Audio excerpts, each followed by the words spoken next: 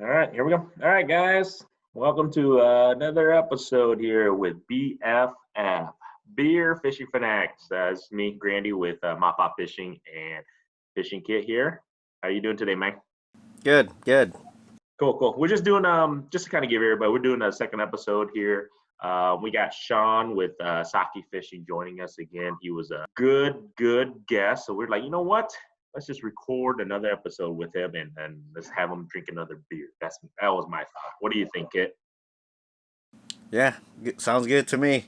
All right, so this beer, mine, I'm drinking is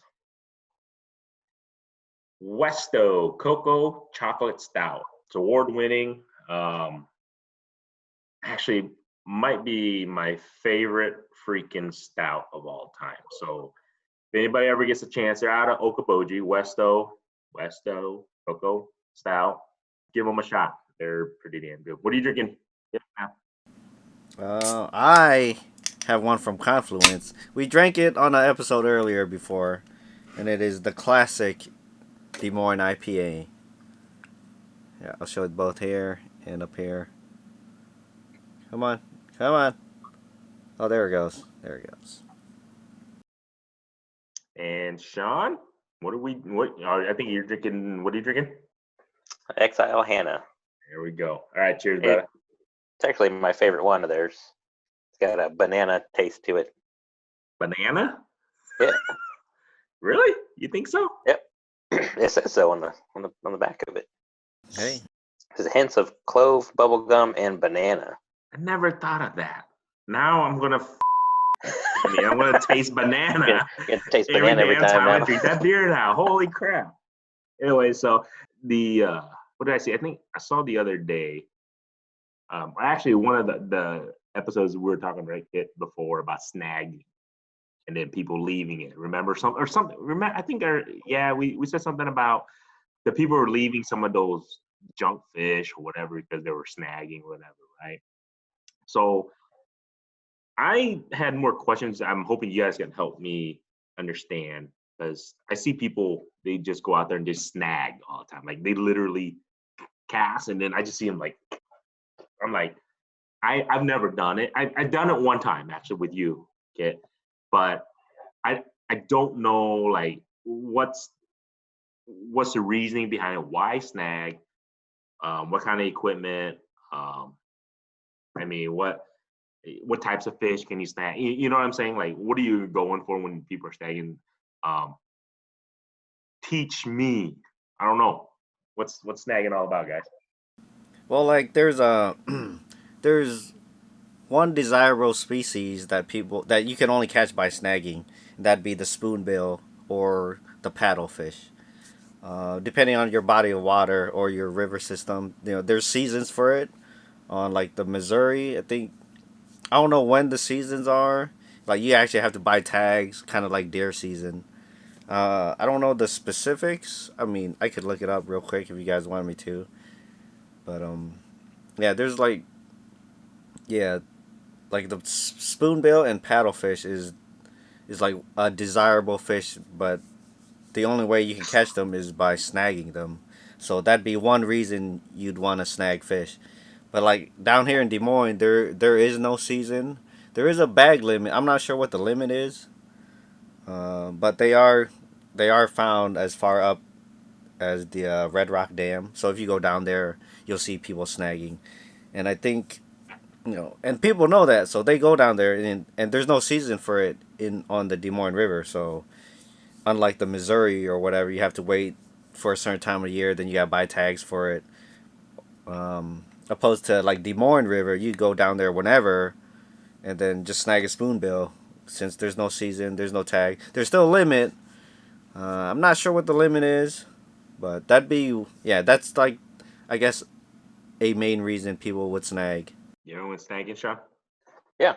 The only other reason I can think of is like the same reason people would go bow fishing is they just want to go and get rid of them. I mean, I see a lot. That's why you see a lot of them on the bank. They'll go and they'll snag them just to get them out of the water. They think they're a big nuisance to the ecosystem. So just snag them, toss them, snag them, toss them. Not many people eat carp. I mean, that's probably the only other one that you really go for. Snagging carp. So what did we say what you do with them? You just release them, right, Kit? Yeah, Is that what we were talking about last the time? DNR wants you to either harvest that fish or release them back. Doesn't matter if they're invasive or not. Yeah. They don't want you throwing it on the rocks. Yeah. Because because they said it was. I asked if it was legal to just dump your fish on the rocks, and it's like, no, it's not legal.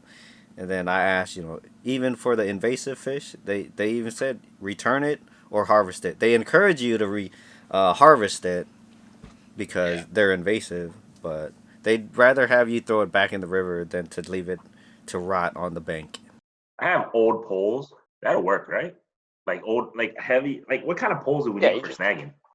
I'd just say like a catfishing pole would work. Just want something heavy because you're going to be throwing a heavy weight on a big treble. I mean, you just want something that you're going to be able to handle that kind of weight. Yeah, and then odds are you're going to be hooking the fish in the back, so you're pulling in I don't know, 10, 15, 20 pound fish hooked in the tail, so it's got all this resistance in the water when you're trying to horse that fish in. So you want something that can handle that. And the same goes with your line. Like you want some kind of heavy line. I would say at least, I don't know, let's say a 20-pound fish plus all that drag, like extra 10 pounds of drag when you're pulling against the current and it's going backwards. I'd say you need at least another, I mean, I don't know the math or anything, but 30, 40-pound test. And then those spoonbills. Yes, those spoonbills and those Asian carp, they get big, like 50, 60 pounds. So if you're going to go targeting those big fish, you got to have the gear for it. Okay, so heavy line, heavy pole, and a lot of abs, right? Maybe biceps too. Guys, I don't know, man. I mean, I don't know if you've never been snagging, all you do is take the damn pole, cast it, and then you go like this. So it's twisting, using abs, right? It's a core workout. We tried it for like a couple times one summer.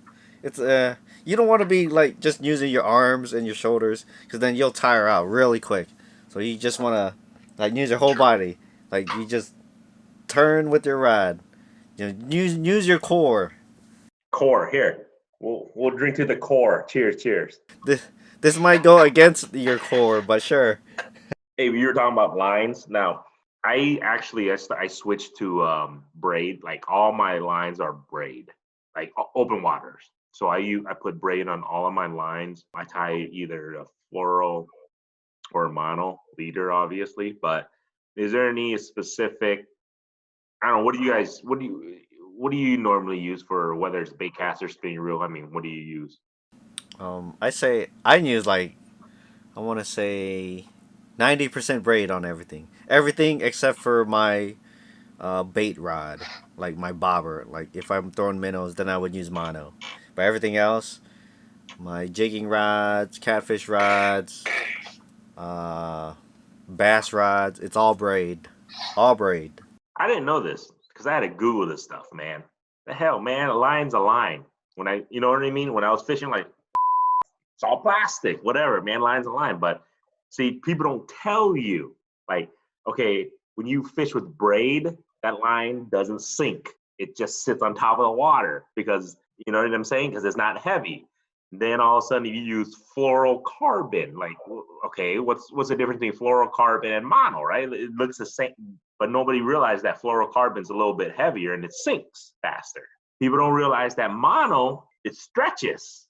Like when you set the hook, that's the biggest thing on lines that when I use Google, by the way, everybody, if you want to learn about that, and like I'm not a pro fisherman or anything, but use Google, it tells you that like mono literally stretches. So a good fish that I read, I don't know, you guys tell me, crappie, because they have like their lips, right, is very fragile. It's called because you rip their lips when you set the hooks, right?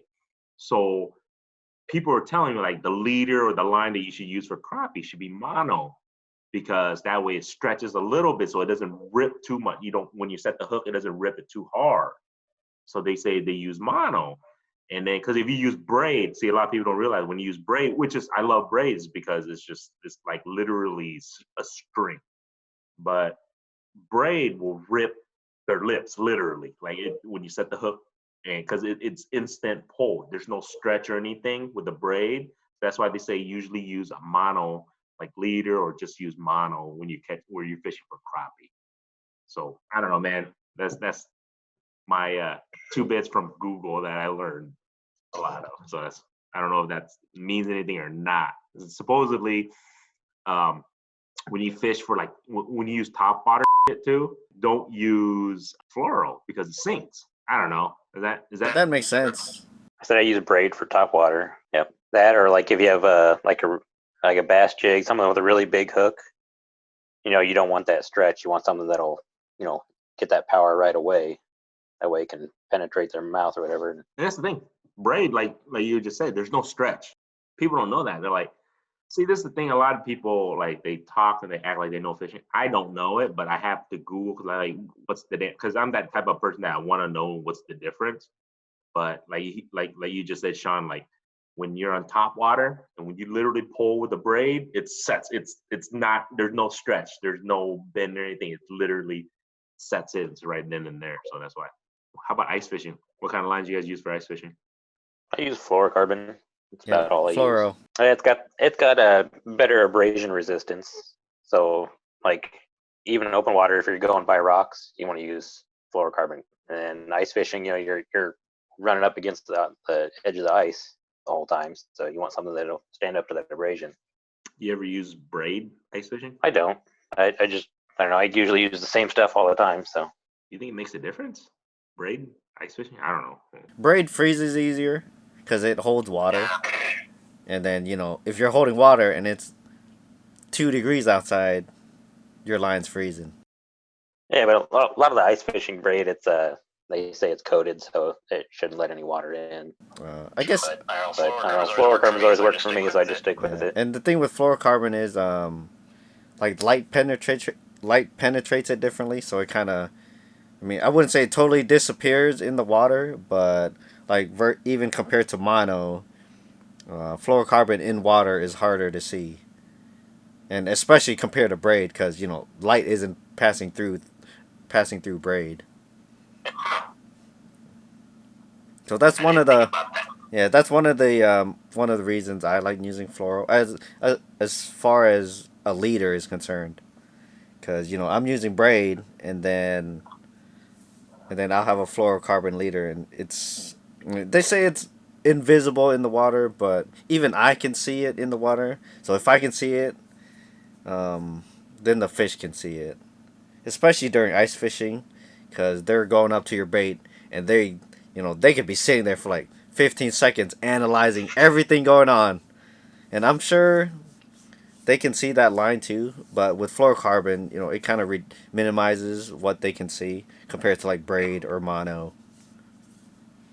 And that's why people switch to those super thin lines too, like 2 pound. Like normally, I think a lot of people don't normally fish with 2 pound line, but for ice fishing, they'll go down to that 2 pound line because it's just skinnier. It's harder for the fish to see because the fish isn't chasing down that bait. They're coming up. They're scrutinizing everything about your presentation. Like if it's spinning around. That's why I try to use swivels, but that's a big selling point for inline reels too, because they prevent your jig from spinning around in circles, because the fish, they got a lot of time to like swim up. They look at it. You should know, like even on a flasher, you have a fish come up, then he just sits there, and what's he doing? He's like looking at everything that you're presenting to him. It's like and then they'll back off because they see something that they don't like. Then they leave. I mean, obviously, other times they just come in aggressive because they just see something and they want to bite it. They're not sitting there scrutinizing, if your jig's spinning or your line, how thick it is, stuff like that. Speaking of scrutinizing, trash, man. People who leave trash during open water season. Like I know, actually, Sean, you do I think it was last year, right? I think last couple of years or something. You did a a trash pickup cleanup at the here in Central Iowa. At the dam, you did like a kind of a get together to clean up the trash. And Yeah, we did one. this We is the did one thing. last fall. Was it last fall? Yep. Yeah. So Yeah, fall or end of summer. yeah, and this is the thing. I mean, we all love fishing. I mean, if you guys are listening to this, either you love fishing or you love a bunch of guys who like to drink beer to talk about fishing. So we all know people leave a lot of behind, whether it's beer cans, whether it's plastics, where their bait comes in. It's just, I mean, give me your guys' thoughts about that, man. I mean, how do we help? How does that affect the ecosystem of the fish? All that when people leave trash, man.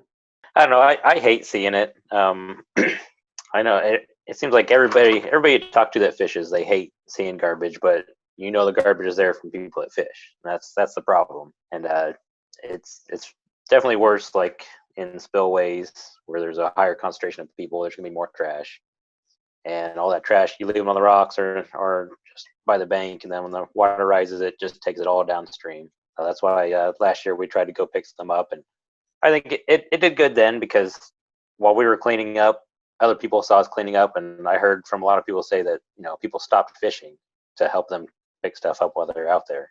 And I think that's really the only way it's gonna help, is if more people start picking up and people see you doing it, and then they'll start doing it.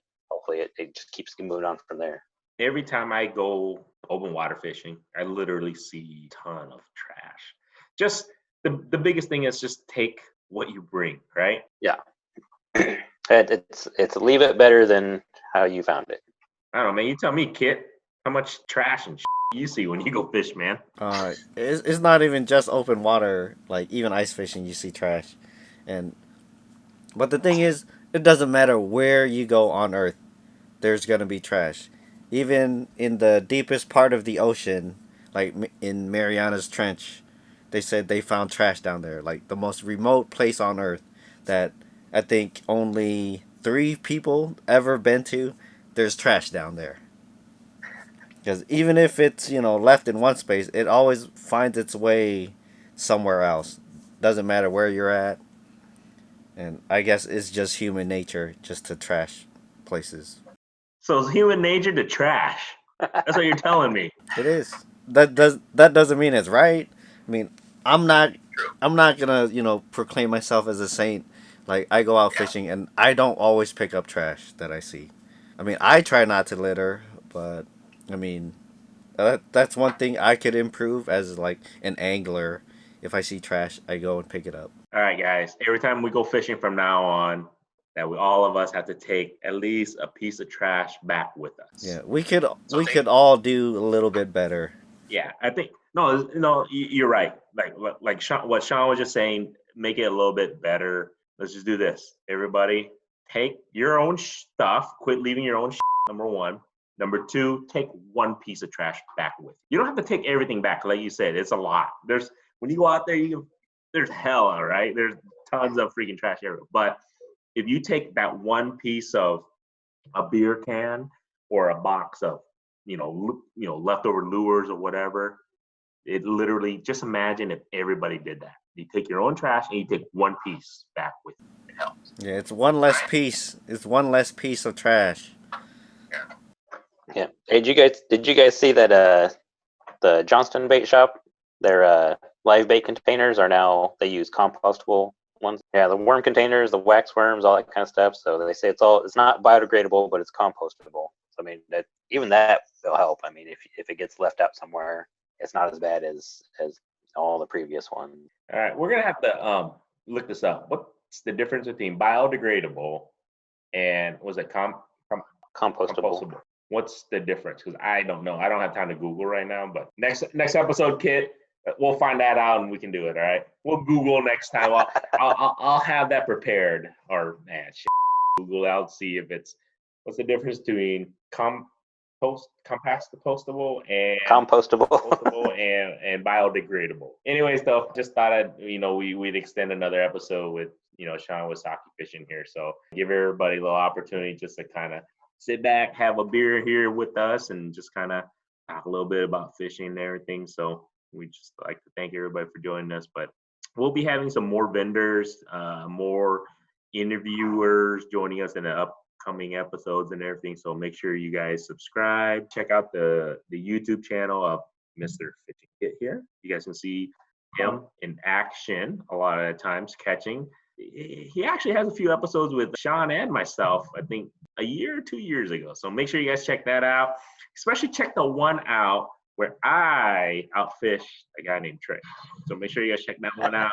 Like that one. And then, this is the thing. I want to give somebody a MaPop Fishing hat because they're listening. They listen to all our podcasts all the way through, and they're listening to this point. I want them to go watch that video with me and Trey. It's what episode was that on Fishing Kit? What's it called? Hold on, let me look it up real quick. Obviously I'll put a link on this, but you guys click it and you watch it and you comment on that. And if you are the first person to comment on Fishing Kit's video, this video that I outfished the man and he had to do donkey kicks. And by the way, so a lot of people don't know this, during that competition, Sake Fishing actually sponsored us by presenting the trophy. So he actually provided the trophy that I was not the worst fisherman. But I beat him, and I caught it with the, what do you call that one lure that you had? The eggplant lure. Eggplant, the penis lure, all right, guys? This is the penis. And I caught fish with that. Go there. The very first person to comment that they went back to watch that episode because of this podcast, I will send you a MaPop Fishing hat. Other than that, thank you for joining us, guys. Oh, yeah, and that video is titled, "They Have to Use This Lure to Catch Fish." And it is Mr. Grandy himself. He's looking at an eggplant. That's the thumbnail. Looking at the eggplant with my eggplant face. All right, guys. Have a good one. Join us next time.